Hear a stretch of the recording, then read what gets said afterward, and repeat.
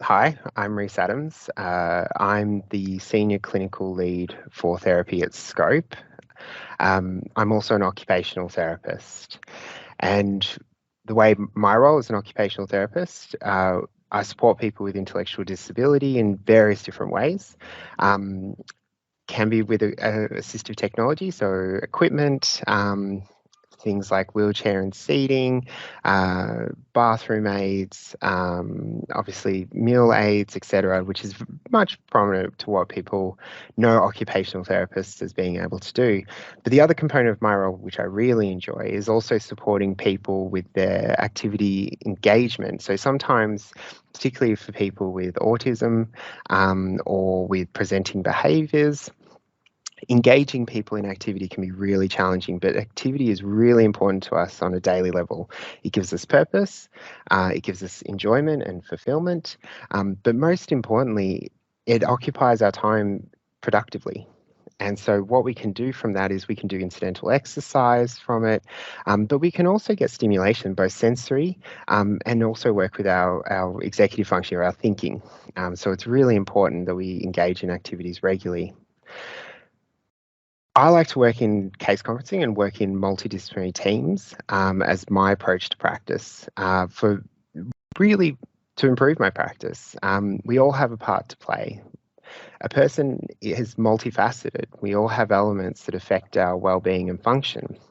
So we look at things like how our health is, how our mobility or our body structure is, but also what our environment is like, what supports we have.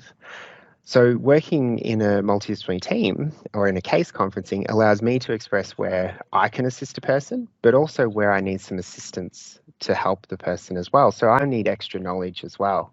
So often when I work with people or support people, I should say, with intellectual disability, when I work with their care teams, I lean on to their medical specialists or the general practitioners to understand their health maintenance, how they're supporting a person around particular areas that might affect their function. So if someone has seizures or epilepsy, it's good for me to understand how that's being managed and how that might then impact their daily life.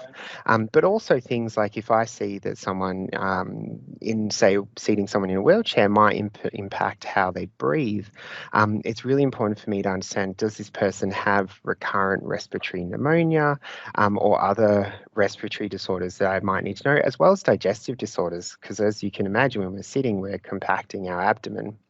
So things like if a person has recurrent constipation, it can be quite painful. The other component of my role where I lean into medical and nursing as well is to understand people's pain management. For people with more complex physical needs, we need to also understand how they express pain. So when we're applying or assessing for slings or other pieces of equipment where we're flexing people's hips, for example, or other joints, it's important for us to know whether someone has pain so that we can understand what angles or what positions we can better place people in. We can also work with the medical specialists around pain management strategies. So not everything's just up to how we manage people by angles and their equipment, but also how we manage people with their pain management directly, such as medication. The other component, I guess, that I really enjoy is also working broadly across the allied health team as well. So when I get to work with physiotherapy around mobility and gait, as well as exercise strength and balance, as well as speech pathology with communication, swallowing, other areas where I might be concerned when I'm prescribing pieces of equipment or just looking at someone's daily function, sometimes I pick up things where we need to maybe review how they're supported in those areas. So it's really important that we work as a team, that we all understand each other's support that we're providing and how we can better each other's goals.